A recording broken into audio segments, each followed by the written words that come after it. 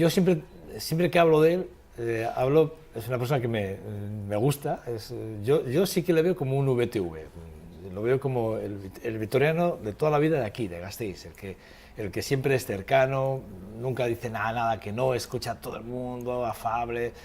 Bueno, es además el que pone ese punto, a veces ese punto incluso de humor, a lo trágico en muchos momentos, porque hay cosas en la política que son trágicas, y él le pone incluso ese toque de humor. Bueno, Antxon Belacorto, antes de nada, ¿qué tal estamos? Buenos días. Muy bien, y muchas gracias por la descripción, te lo agradezco, y el café que te había prometido, cuenta con él. Vale. No, pero es verdad, de alguna forma, sí que se... Quiero decir que en el Ayuntamiento siempre vemos esos registros de todos los políticos muy lineales, no sé qué, siempre... Y todo, pues a veces es trágico, pero a veces hay que sacar esa... Es que cuando entré un amigo mío me dijo, y creo que lo he cumplido, que es que no se nota la diferencia de cuando no estabas en el ayuntamiento a cuando estés en el ayuntamiento. Y eso intento tomármelo al pie de la letra, seguir siendo el mismo, más allá que sí que es verdad que llevo ya bastantes años, ¿no? Entonces, hombre, creo que la misma forma de hablar... Pues empezaste con los Alcartasuna, pues unos, te voy a decir, 17 años, 13. No, 13 o 14, entré a finales tengo del el dato, 2001. tengo el dato. En noviembre del 2001. Tengo el dato y te lo voy a dar yo, Porque yo sí que tengo el dato, a ver si me responde la tablet, pero tengo el dato yo. Bueno, no me responde la tablet, pero tengo el dato. Bueno, ahora lo buscamos. Noviembre del 2001. Pues tienes 46 años y ¿qué tienes? 45. 45, o sea, este año cumples 46 sí. En julio. En junio. 17 de junio. 17 de junio. Bueno, vamos a ver. Un mes antes que yo, por cierto. Bueno, Antxon, legislatura dura, ¿eh? Bueno, legislatura dura. Importante y más que legislatura dura por lo que ha pasado en el ayuntamiento, legislatura dura por lo que hay fuera del ayuntamiento, ¿no? Una situación de crisis que lleva ya bastantes años, un paro que ha ido subiendo, una actividad económica en el municipio, en el territorio y en toda Euskal Herria que ha ido bajando, y un gobierno en Madrid que se ha dedicado a intentar ser más competitivos a base de los de siempre, a base de los trabajadores y trabajadoras. Recortes constantes, pérdida de condiciones laborales y de salarios, esa es la parte dura de la legislatura, porque bueno, el ayuntamiento dura, ¿no? O sea, como siempre, ¿no? Y además, bueno, pues en mi caso, pues encantado, porque con un grupo, el de H. Bildu, muy potente, con 6 compañeros y compañeras que he tenido, en esa parte muy bien. La parte dura ha estado fuera. Intentar amortiguar recortes, intentar amortiguar políticas del Partido Popular, intentar presentar propuestas que minimicen los daños de la economía, intentar controlar al gobierno para que no se haga mal la gestión pública, que se pierde muchísimo dinero con ella, ¿no? Hablando yo de economía, evidentemente los presupuestos este año se congelan, se quedan exactamente igual que el año pasado, se prorrogan de alguna forma. Y ayer yo aquí daba un dato, ¿no? Hablando de Tuvisa, por ejemplo, bueno, pues esos 4,5 millones de euros menos que va a recibir esa empresa pública que, por ejemplo, es un efecto directo contra el propio ciudadano, que es decir, que atenta directamente, ¿no? Yo ayer trataba de negligentes, ¿no? Las posturas políticas, ¿no? Porque se mira más esa parte partidista, esa parte de electoralista, si me lo permites, que lo que realmente es el interés general, que es el del ciudadano, ¿no? De alguna forma. Y yo no lo entiendo, no acabo de entender cómo los partidos, los políticos en general, cuando tenéis que mirar hacia afuera, no lo hacéis. Es decir, miráis más hacia qué resultado voy a obtener, si hago... Quiero decir, que medís mucho el impacto de ciertas decisiones o ciertos pactos. Yo no estoy de acuerdo del todo, ¿no? Y te voy a poner un ejemplo muy claro. Cuando nosotros entramos en el ayuntamiento, EH Bildu, una de las primeras decisiones que se tomó en el ayuntamiento eran 2 temas que para EH Bildu eran fundamentales, que era paralizar el bike y conseguir que la estación de autobuses no ocuparía el parque de Arriaga. Y si hubiéramos hecho una medición a corto plazo, pues hubiéramos dicho, hombre, ¿cómo vamos a pactar con el Partido Popular esta cuestión? Y fue una de las primeras que hicimos, es decir, nosotros siempre hemos intentado poner, y digo intentado porque seguramente que tenemos muchos defectos, solo faltaría, ¿no? Hemos intentado valorar las cosas, valorar las propuestas no en función de los colores del partido político, sino en función de si nos interesan o creemos que interesa o no. Y el primer ejemplo de eso es el que te digo, según entramos con el ayuntamiento, a nosotros que nos habían querido ilegalizar, que vamos, éramos el diablo, éramos algo terrible, hicimos ese acuerdo. Nosotros ahí no se nos caen los anillos, pensamos siempre en el interés general, con los errores que cometemos, que evidentemente seguro que no son pocos. Y lo que tú comentabas de Tuvisa, a Tuvisa le ha pasado unas consecuencias que se ven prácticamente en todas las economías domésticas y en todas las economías económicas, de actividades económicas. Debido a la crisis, la inversión no se ha dado y eso supone que la flota de Tuvisa pues es una flota bastante obsoleta. Y entonces lo que hace falta es dinero para acometer esa inversión, que evidentemente no estaba claro, no estaba decidido si iba a ser a través de un crédito para poder cambiar un número importante de autobuses o un plan de ir cambiando una serie de autobuses cada año, ¿no? Pero la verdad es que la situación de prórroga lo que deja es sin esa inversión. Pero sí que es verdad que aunque la prórroga deja sin esa inversión, no significa que no haya herramientas para poder arreglarlo. Y nosotros, como hemos dicho, sin mirar los colores de las propuestas, nosotros hemos planteado que la incapacidad de Maroto para llegar a acuerdos, lo que no puede servir es para que la ciudad se pare, para que la ciudad no tenga actividad. Entonces nosotros sí que hemos propuesto pues, hablar de cómo meter algunas medidas correctoras en la prórroga. ¿Se ha sentado Maroto a hablar con vosotros? Porque sé que creo, me consta que no ha llamado, me consta porque por aquí habéis pasado todos y todos habéis hecho lo mismo, que no os han llamado nunca en ningún momento durante la negociación presupuestaria para sentaros a hablar, salvo con vosotros, no sé si ha sido pasillo o no, tocar dos temas. ¿Os habéis sentado o no para hablar en algún momento del presupuesto, de esta prórroga de alguna forma e intentar salvarla por algún lado? Del presupuesto hablamos, lo que te he dicho antes, es decir, nosotros no hacemos mediciones en función del color, sino vamos allí donde hay interés, o se defiende el interés general. Sí que es verdad que de la prórroga no. Mañana viernes tenemos una propuesta que llevamos a pleno para intentar hablar entre todos los grupos, ver qué cosas de consenso podemos sacar adelante. Hablamos de inversiones, hablamos de la renovación que necesita Tuvisa, hablamos de garantizar la protección que necesitan las personas que peor lo están pasando para no caer en situación de exclusión social, y queremos hablar de todo ello. Y mañana, pues todos los grupos políticos tendrán que... Yo te decía por el tema de la cooperación y desarrollo, que es una parte que intentasteis sacar, porque ahora estamos otra vez, ahora me comentas cómo está el asunto, pero intentasteis sacarla, la habéis pactado.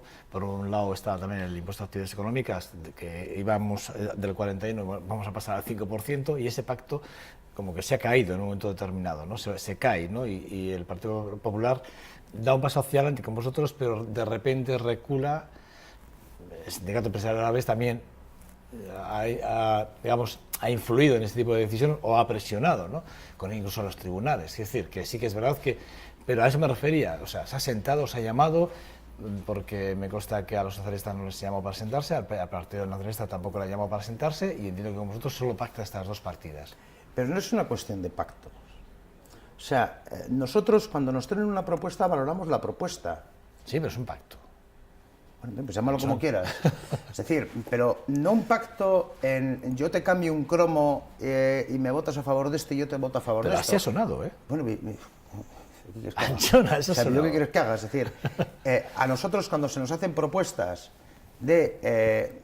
pues eso, es decir, de cobrar más a los que más tienen, luego ya si quieres entramos en el IAE. Sí, por favor. Para cobrar más a los que más tienen no hay que pactar con Bildu. Esto Bildu lo lleva en el ADN. Y para esto no hay que sentarse a hablar. Para esto en concreto ni nos hemos sentado. Para decir que se va a parar el Buy Center no hay que pactar con Bildu. Bildu ya viene así de serie. Para decir que Bildu quiere que se arreglen y que haya participación en el casco medieval no hay que juntarse, no hay que perder el tiempo. Ya está claro. Con lo cual, las cosas son así. Para presupuestos sí que nos juntamos, para prórroga, como te he dicho, mañana hay una propuesta que lleva EH Bildu para hablar del asunto. Y luego, claro, lo que tú has dicho sí que es verdad, porque a final de año el pacto presupuestario PP-PNV era insuficiente para varias cuestiones, entre ellas la cooperación al desarrollo y también temas sociales, y nosotros votamos a favor de sacar dinero de Amvisa. Pero no es un pacto. Es decir, esto lo que he dicho antes, Bildu lo lleva de serie. Bildu coge dinero donde hay para cubrir las necesidades legítimas de la ciudadanía, y lo hicimos.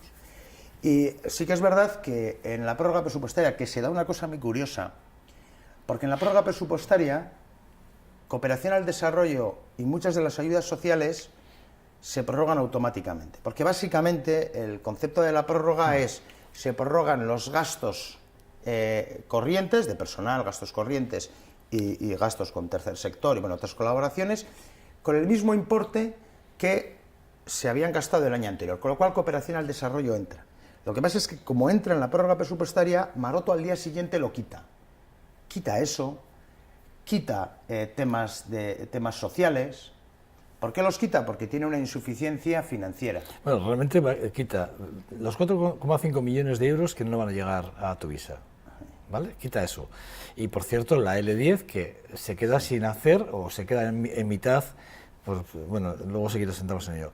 Entre Salobres y Valgana, que es la línea que... Bueno, el Centro de Estudios Medioambientales también pierde dinero, que no son 400.000 euros. Las ayudas de emergencia social, las AES, también desaparecen. No, desaparece, parte, hay una millón partida de euros importante. Menos, bueno, solamente se queda el dinero que pone el gobierno vasco, 2.800.000 euros. El comedor de desamparadas son 500.000 euros menos. Sí. Quiero decir, desaparecen muchas partidas, quiero decir. Pero bueno, yo lo que digo es que es un poco por donde iba al principio. La incapacidad, ¿cómo se arregla? Sí, la incapacidad política que hay en el ayuntamiento para que cosas como estas no pasen. A Maroto... Vosotros habéis tratado dos partes.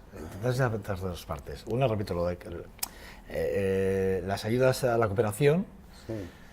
Que repito, a mí me gustaría que... ¿Cómo ha quedado? Porque sí que es verdad que vosotros insisteis mucho hincapié en que esa partida se salvase, porque creíais que era una partida súper importante, y el Partido Popular os dijo que sí, pero hoy, a fecha de hoy, esa partida ha disminuido del acuerdo que teníais. No. Nosotros esa votación, me puedo equivocar en los meses, creo que la hicimos en noviembre. En noviembre nosotros votamos a favor de una salida de dividendos de Amvisa sí. Para cubrir un dinero que faltaba en ayudas sociales, para que también cooperación al desarrollo no se vería afectado. Entonces llevaba dos partes. Y durante el ejercicio 2014 ese error que tenía el pacto presupuestario PP-PNV se arregló. Pero el 2015 es otro cantar. No hubo presupuesto en el 2015 y nos encontramos en esta situación. El problema que tiene Maroto con su presupuesto, con el presupuesto aprobado que tiene, es que le faltan recursos económicos que se pueden sacar de diferentes lugares. Por poner ejemplos, ¿no? El ayuntamiento tiene una capacidad de endeudamiento del orden de 14 millones de euros. Esa es la capacidad legal que tiene, ¿vale?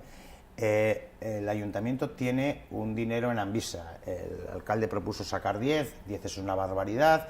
Se puede mirar cuánto, sobre todo cuánto y para qué. Cuando nosotros votamos esa cuestión en Amvisa es, yo saco dinero de Amvisa, que lo hay, que no pongo en peligro en Amvisa, ¿para qué? Para las necesidades legítimas de la ciudadanía. Y luego otra forma de conseguir ingresos, sí que es verdad, y ahí es donde más dificultades tenemos, es con la política fiscal, ¿no? Política fiscal que debe darse dentro del ayuntamiento, pero también dentro de la Diputación, que son los que cobran los grandes impuestos, ¿no? El tema de la fiscalidad ahora mismo no habría posibilidad de tocar, porque ya estamos en el propio ejercicio 2015, más allá de los chanchullos patéticos que se están hablando ahora con el IAE. Lo que nos queda tocar es el resto de las herramientas y también, ¿por qué no?, colaboración con otras administraciones, ¿no? Es decir, o con Diputación o con Gobierno vasco, o también, que se lleva parte del dinero, con el Gobierno del Estado, que le pagamos el cupo, ¿no? Esas son las herramientas que tienen, y en base a esas herramientas nosotros lo que hemos dicho que es que tenemos que hablar para que la ciudad no se pare. Ya sabemos que Maroto gobierna es perjudicial para la ciudad. Hemos visto cómo el paro sube, hemos visto cómo hay una crispación social de a ver quién es vitoriano de primera y quién es vitoriano de primera, y entonces nosotros lo que decimos es que ya nos queda poco de la era Maroto, ya vimos y vamos viendo unos años después cuáles son las consecuencias de la era Alonso. Nosotros el otro día hablamos de 65 millones de euros perdidos por mala gestión. Sí, luego vamos a hablar de eso, sí, de un cartel que habéis sacado ahí.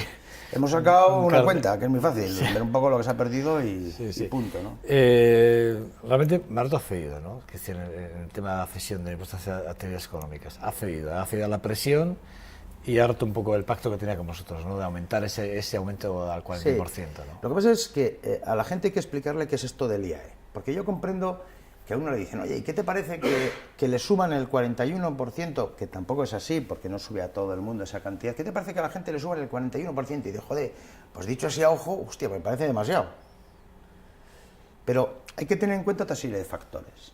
Primer factor, el impuesto de actividades que se cobra en este territorio y en Vizcaya es menos que lo que se cobra ya no solo en Guipúzcoa y en Navarra, sino en Almería, en Teruel y en todos los lados. Tenemos un impuesto de actividades económicas extremadamente bajo. Además de eso, tenemos también por ese pacto de la derecha, y en este caso de la derecha más recalcitrante, en la que solamente se preocupa de los que más dineros tienen, tenemos un impuesto de actividades, un impuesto de sociedades con una presión fiscal bastante más baja que la presión media europea. Eso es un dato objetivo. Pero es que además se da otra circunstancia, que el impuesto de impuesto de sociedades que existe en este territorio tiene una maraña de bonificaciones, de excepciones y demás, que cuanto más grande es la empresa, menos se paga. Tenemos figuras fiscales tan ridículas, y yo creo que se puede hacer una cuenta muy simple, que son las ICAP, que se paga el 1%, cuando todo el mundo sabe, no tiene más que mirar la nómina, que una retención del 1 no tiene nadie. Entonces, existen figuras, es decir, los que más tienen figuras para pagar menos impuestos. Y entonces nosotros lo que queremos es quitar toda esta maraña. Y yo comprendo que el impuesto de actividades económicas no es la panacea, pero nos ha servido para poner el punto de mira en algo que está pasando. Y luego, claro, con todos los respetos al SEA, el SEA habla y llora mucho cuando dice, lo que me suben el impuesto de actividades económicas, pero en cambio no dice que es el más bajo junto a Vizcaya de todo el Estado, no dice que la presión fiscal es de las más bajas de toda Europa, no dice que cuanto más grande es la empresa, menos impuestos paga, no dice que hay figuras fiscales para pagar el 1%, es decir, a nosotros nos gustaría hablar de toda la fiscalidad de las empresas, y evidentemente si hablaremos de toda la fiscalidad de las empresas, el IAE sería un tema marginal. Y el fraude, ¿no? No me cabe ninguna duda, y el fraude. Pero que el fraude es legal. Si gana más de 1 millón de pavos y tiene una SICAP, si tiene que pagar el 1%, ¿pero para qué va a defraudar? El fraude de los que más tienen, algunos lo convierten en legalidad. Que eso es lo que, en realidad es el hilo de lo que te he comentado. Es decir, hay figuras que cuanto más grande es la empresa, menos paga. Y eso hay que denunciarlo y hay que cortarlo. Y nosotros queremos hablar de esa cuestión. Y también del fraude ilegal. Ya con el legal ya vamos sobrados. Y hablar de todas esas cuestiones. Y cuando hablemos de todas esas cuestiones, el IAE será un tema menor. Cuando digo menor, como si desaparece. Pero hay que hablar de todas esas cuestiones. Y luego además hay más factores que, claro, también pues sí que es verdad que se ha judicializado el impuesto de actividades económicas por parte del SEA y ha dicho cúmplase la ley, cúmplase la ley, cúmplase la ley. Oye, dicho y hecho, hemos aplicado el coeficiente máximo que nos permite la norma foral. Cúmplase la ley, que así sea. Bueno, la limpieza de la ciudad. Hoy escuchaba en Cadena Ser a la mañana, estaba escuchando algunos ciudadanos que les habían metido el micrófono y les preguntaban cómo veía la ciudad. Sus ciudadanos la ven sucia, muy sucia. También hace poco el diario Noticias de Álava y Correo también llevaban sendas entrevistas a gente por la calle preguntando un poco también, y bueno, pues un poco lo mismo, ¿no? Es decir, que todo el mundo no ve la ciudad limpia. Pero al margen de que esté más o menos limpia, lo que sí que está claro es que en la contratación, el pliego de contratación que se puso encima de la mesa, el que cumple, el que está más cerca de llevarse el gato al agua, si me permites la expresión, es la empresa que actualmente está en el pliego actual. Vosotros, EH Bildu, así como Partido Socialista, estáis pidiendo... A ver, vamos a analizar bien las cosas, porque además cierta información susceptible de ser estudiada también, quiere decir que ha publicado El Mundo, que también si quieres lo comentamos, pues dice que vamos a esperar qué pasa con todo esto, ¿no? Y analizarlo a lo mejor. No sé, a mí se me antoja que estamos en un punto de mucha irritación política, y en puntos como este. El contrato de la limpieza es un contrato importante. Son 254 millones. 200 depende, porque luego puede haber prórroga o no puede haber prórroga, pero bueno, a 25 millones por año, ¿no? Sí, Más sí, y puede llegar hasta los 10 años, tampoco son 25, porque sí, 8 a 10, puede cambiar el importe cada año, puede tener actualizaciones y demás. Hablamos del contrato más importante del municipio por importe y también porque se ve, es decir, nosotros vemos si las calles están limpias o no están limpias. El contrato actual, cuando se hizo en la era Alonso, también es un regalito de la era Alonso, está mal hecho. Cuando digo que está mal hecho, es que tiene huecos suficientes para que los autobuses de abogados que tienen estas grandes empresas los busquen y salgan caros a la ciudad. Sabemos a ciencia cierta que había un hueco en el contrato actual relacionado con el absentismo laboral, que no lo tiene que cubrir la empresa, pero nosotros tenemos que pagársela, que estamos pagando del orden de 1 millón a 1 millón de euros más. Sabemos a ciencia cierta que está limpiando mal la ciudad. Lo sabemos tan a ciencia cierta que hasta el Partido Popular le ha puesto sanciones. Lo ha sancionado, sí. Entonces, claro, nos encontramos con un cóctel guapo, como decía el otro. Mira, sabemos que nos ha estado engañando entre 1 millón o 1,5 millones de euros al año. Nos está engañando eso. Sabemos que no limpia bien la ciudad. Entre otras cosas porque, además de que lo dice la ciudadanía, incluso tiene sanciones por parte del gobierno. Con lo cual, que se encuentre el que mejor calificación tiene de momento, que se han valorado los sistemas económicos, pues es algo que choca. Pero eso lo hacen los técnicos, que choca. Anchón. Sí, pero también pasa una cosa, Pero esto es curioso, que los de FCC siempre sacan buenas puntuaciones en todos los sitios allí donde van. ¿Estás poniendo sospechas? No hace falta que ponga yo sospechas. Sobre las sospechas de FCC hay muchas. Hay muchas de financiación de partidos, es decir, que no tienen tanta suerte, que uno no tiene tanta suerte en la vida que le toque siempre la lotería. Entonces, este tipo de empresas son así, pero es que además prestan mal el servicio. Entonces, bueno, pues el tema es complicado. Es decir, yo no voy a entrar a lo que está sacando el diario El Mundo, pero sí que es verdad que objetivamente FCC ya está en casos de financiación de partidos, que objetivamente ya sabemos cuánto los han engañado aquí, que objetivamente ya sabemos que no lo hacen bien, pero es que además se da otra circunstancia. Mañana tenemos una mesa de contratación a las 8 de la mañana para aprobar la valoración técnica. El documento de 500 folios nos lo dieron, creo recordar, el martes. Y querían que lo hubiéramos votado ayer. Nos daban menos de 24 horas. Para leer los 500 folios. Pero no para leerlo, no puede decir, oye, pues mira, pues te lo lees. Pero esa no es la cuestión, sino para decidir en 24 horas el contrato más importante de la ciudad, en lo económico y en lo que se ve. ¿Esto se ha hecho de forma habitual o no? Esto no es habitual. Primeramente, ¿cuál es el proceso que habéis llevado otros años, en otras contrataciones? Cuando uno hace la mesa de contratación se reúne todos los miércoles. Entonces a ti el lunes te llega orden del día de la mesa de contratación. Pero es que cuando te llega convocatoria extraordinaria y urgente de la mesa de contratación, significa que es eso, es extraordinario y por alguna otra cosa más urgente. Es decir, no es normal, es extraordinario y urgente. Y que no dejen estudiar a los que tenemos que votar esa puntuación, no los dejen estudiar, en este caso, el mayor en lo económico, en el que más se ve que está siendo mejor puntuada una empresa que sabemos a ciencia cierta que lo hace mal y que nos ha costado dinero, uno se pregunta el por qué. ¿Qué prisa hay en esta cuestión? Pero no solamente hay prisa, es decir, el contrato era de 8 años y se lo ha prorrogado. El Partido Popular ha dicho que esté más tiempo, lo ha prorrogado. Entonces yo no sé si tiene mucha importancia que esté 9 años, 3 meses y 2 semanas, o 3 años y 1 semana más. Pero es ridículo. Nosotros pedimos tiempo, porque tenemos que votar nosotros, los grupos políticos, tiene que votar la intervención general, tiene que votar los servicios jurídicos, tiene que votar la Secretaría del Pleno y tienen que votar algún técnico de contratación.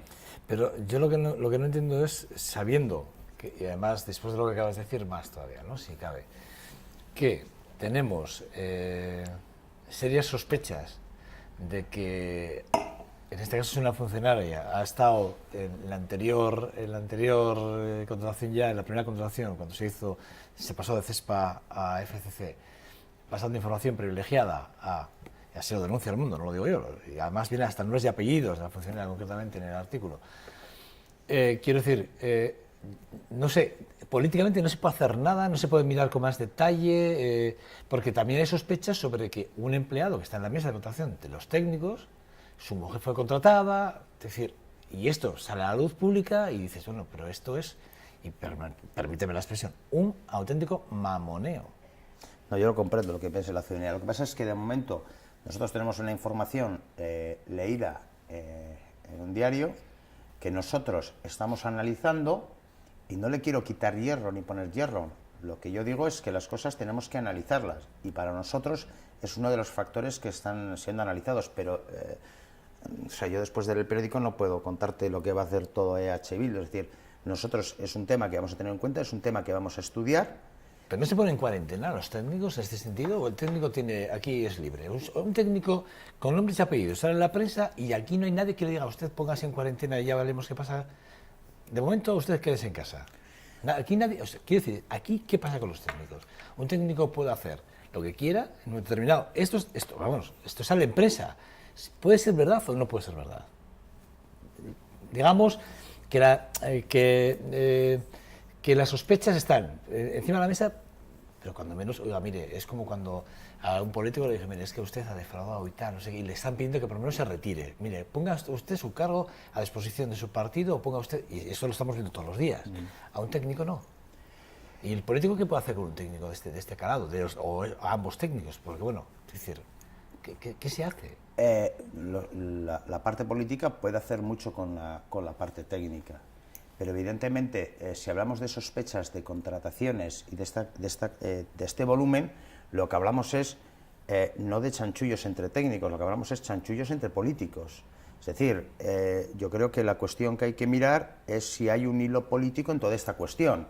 Es decir, no hay redes de financiación de asociaciones de técnicos, hay redes de financiación de algunos partidos políticos. Y este tipo de empresas, y así están en algunos sumarios, están relacionados con la financiación de partidos. Y eso es lo que nosotros estamos viendo.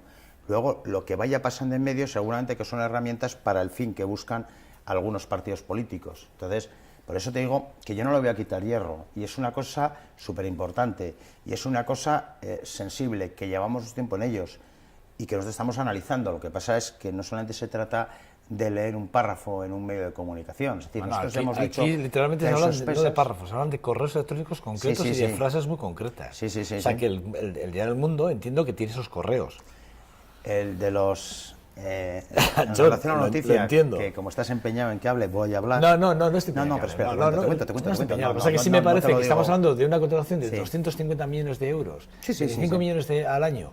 El ciudadano está harto de denunciar, no solo verbalmente, sino por fotografías, porque estamos viendo en las fotografías del correo, en los enlaces, ha habido muchísimas denuncias de basuras que nos han recogido. Está claro. O sea, es decir, estamos hablando de esto, y encima de esto, nos enteramos que es la más valorada. Y encima de ser la más valorada por los técnicos, que están bajo sospecha, no todos, evidentemente, pero hay algunos que están bajo sospechas, entonces yo como ciudadano, y que tengo la oportunidad de poder ponerme delante de unas cámaras y poderlo decir, digo, coño, aquí alguien hará algo. Alguien dirá, paremos todo esto. Eso lo hemos dicho.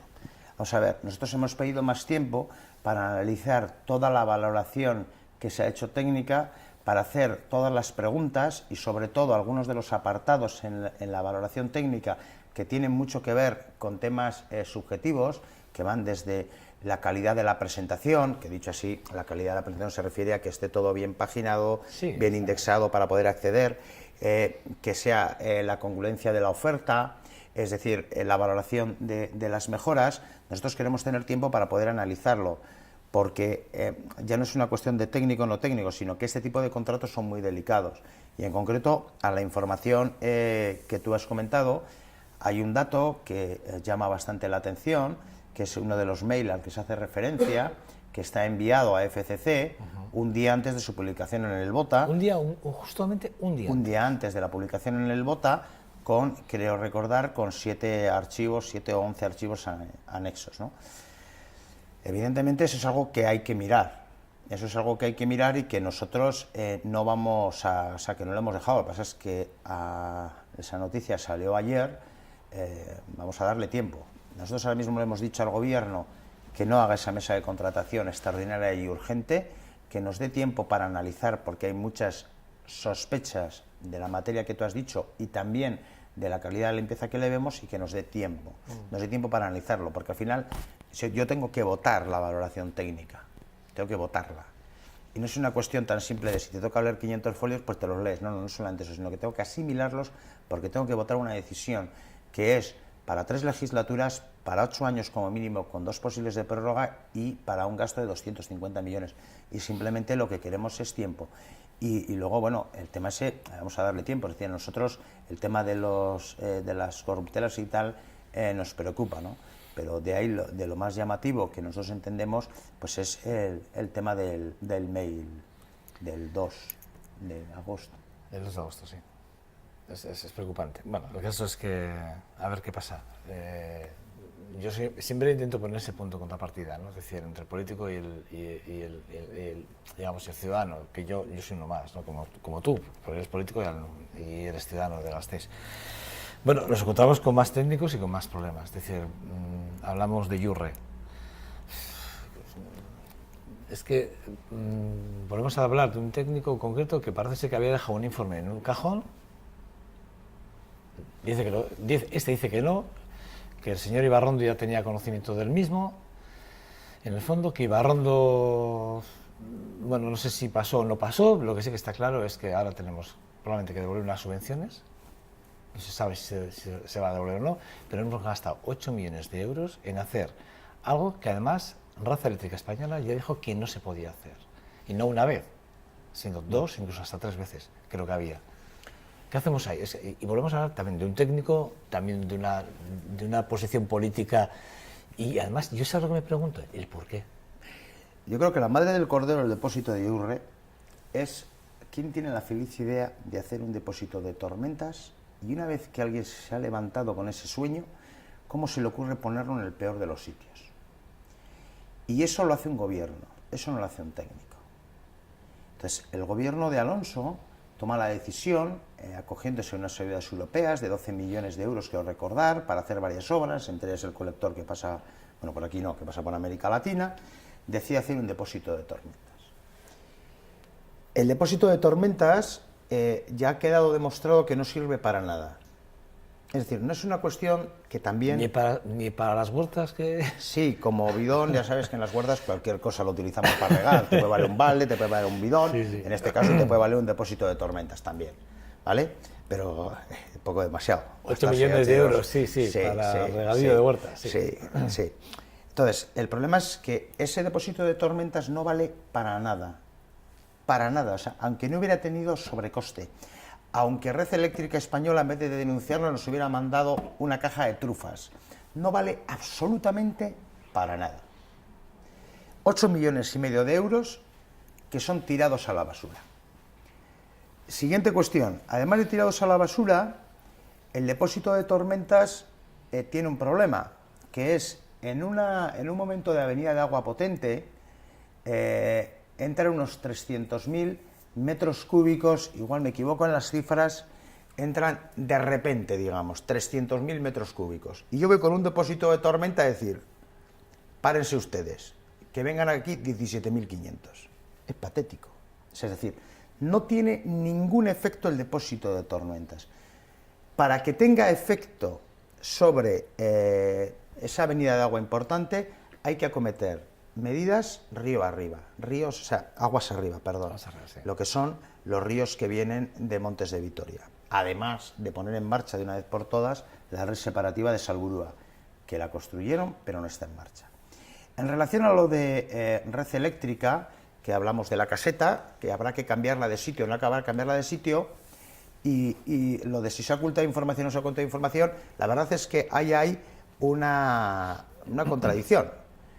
La señora Leticia Comerón dijo, yo de esto no sabía nada. El técnico nos ocultó los datos. Al técnico, EH Bildu le ha dicho que venga a comparecer, y tendrá que venir a comparecer al ayuntamiento. No tiene por qué hacerlo, pero nosotros entendemos que lo hará para aclarar el asunto. Pero la que ocultó los datos en el 2012 no era un técnico, era Leticia Comerón, que en noviembre del 2012 recibió otra carta de Red Eléctrica Española. Yo le pregunté en diciembre y no me dijo nada. O sea, ella lo ha ocultado. Tú llevas desde el 2006... Esto lleva vueltas desde el 2005. Sí, pero tú en el 2006 ya pusiste el... Y en el 2005. Tú ya hablaste, Sí, yo hablé del incluso hasta tormentas, del sobrecoste. Sí, claro. Ya, bueno, Es que era un despropósito de inicio. Recordé y lo recojas en la prensa. Era un despropósito de inicio. Hablamos de lo que hemos comentado, que no se puede hacer ahí un depósito de tormentas, de que era más pequeño y demás. Hay contradictorios y que si el técnico se cayó la información o si el señor Ibarrondo lo sabía. La verdad es que el señor Ibarrondo no es lo más espabilado que hemos tenido en urbanismo. Y de hecho, allí sí que había muchísimos amiguismos, ventanillas A y ventanillas B, con lo cual habrá que verlo. De cualquier forma, nosotros sí que estamos interesados en saber, porque hay cosas contradictorias, saber quién nos miente, ¿no? Pero bueno, más allá, el tema es que al que se le ocurrió la feliz idea, y hablamos de la era Alonso, si ese día pues no hubiera tenido ese sueño fantástico, la ciudad tendría 8 millones y medio más, y depósito de tormentas no valdría para nada. Porque utilizarlo ahora como una cuba o como un pilón para regar las huertas es una tontería, porque realmente para hacer una infraestructura que se necesita para las huertas de Basaldea no hace falta una infraestructura de esas características. La pregunta es la que te he hecho al principio. ¿Con qué interés se oculta un documento y con qué interés se hace ese edificio o esa...? Pues muchas veces los del Partido Popular, no entiendo. Los del Partido Popular son como los niños, los niños pequeños que hacen así y dicen no estoy. Y esa es la política que siguen, es decir, creen que guardando las cosas en un cajón, ocultando los problemas... Habrá esa explicación del por qué se hizo eso ahí, ¿no? No da ninguna explicación. ¿De por qué se hizo ahí el depósito de tormentas? Sí, claro, sí. Pues no. Y como tú dices, si miras hemeroteca, he preguntado muchas veces, no. Hicimos nada. Bueno, Antxon, que no tenemos mucho más tiempo, pero la pregunta es obligada. Los datos electorales, esta es buena intención de voto que sale, que estamos viendo que ha hecho el gobierno vasco, que ha hecho tanto la prensa local, ¿cómo los habéis valorado desde EH Bildu? Pues interesante, y yo creo que hacemos una valoración positiva, ¿no? Ayer estuvieron Podemos aquí y han dicho que sí, que van a salir, no salen con una marca diferente, que van a decidirlo de aquí a finales de marzo, pero salen. Bien. A nosotros nos parece interesante que la gente esté harta de los que siempre han estado gobernando, los que siempre han hecho o corruptelas o malas praxis en la gestión, y que es importante que haya una parte importante de la ciudadanía, que evidentemente todos los de Bildu lo están, que quieren cambiar el sistema y que quieren que haya o no haya crisis, porque muchas veces las crisis son cíclicas, que no recaigan sobre los de siempre y que no nos estén mandando los de siempre. Eso a nosotros nos alegra, ¿no? Entonces la gente quiere un cambio, nosotros en Euskal Herria somos parte del cambio del sistema, un cambio en Euskal Herria pasa por EH Bildu, y si hay más fuerzas que ahora se suman a ese cambio de sistema, a ese cambio de que esté mandando los de siempre, si hay más gente que se suma, estamos encantados. Y lo más importante es que mucha gente quiere un cambio de ciclo económico, un cambio en el sistema económico, que no nos manden los de siempre. Y nosotros es lo que queremos y lo que llevamos dando, con lo cual, con la sensación de la gente, estamos totalmente encantados. Y sobre que haya más fuerzas que piensen sobre nosotros también, pero también, dicho sea la realidad, nosotros llevamos tiempo diciéndolos, tenemos una estructura preparada para hacer un cambio político y un cambio económico, tenemos gente que lleva años hablando de estas cuestiones. ¿Vas a dar la plancha que encabeza Miren Larrión? Eso es algo que decidirán los partidos políticos en el momento que decidan. Yo no puedo creer que todavía... De esta, del otro, me has hecho hablar del mail, de esta lo vas a tener difícil, pero puedes intentarlo. Hombre, no, a ver, tengo un amigo que dice, no, Anchón es un clásico. Anchón es un clásico en el ayuntamiento. Es como que si falta Anchón... Yo recuerdo cuando estaba yo recuerdo en las elecciones, no en las anteriores, en las que ella tenía un resultado muy justo, que justo sacó el concejal, que era Anchón Melacurto, y yo recuerdo que el clamor era general. Jo, Anchón ha salido, menos mal. Decía, yo creo que fue un clamor general, yo te lo digo de verdad, yo lo vi... General, te lo digo en serio, yo vi a gente, yo se lo oí a gente del Partido Popular, se lo oí a gente del Partido Socialista, se lo oí a gente del PNV, te lo digo en serio, yo esto lo he oído.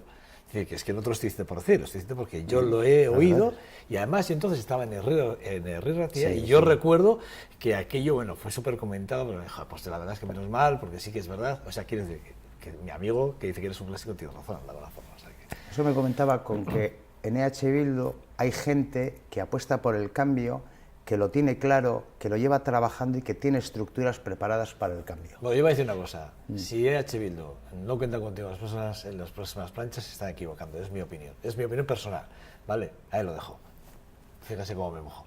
La decisión que se tomará será la mejor para EH Bildu. Seguro, pero la mía es la que acabo de dejar encima de la mesa, y es mía. Esa no es negociable ni tan siquiera discutible, no. ¿vale? Anchón Melacurto, siempre es un verdadero placer, ¿vale? Son muchos años entrevistándote y siempre es un verdadero placer tremendo. Cuídate, ¿vale? Que vaya todo muy bien y mucha suerte en todo, ¿vale? En todo en la vida, ¿vale?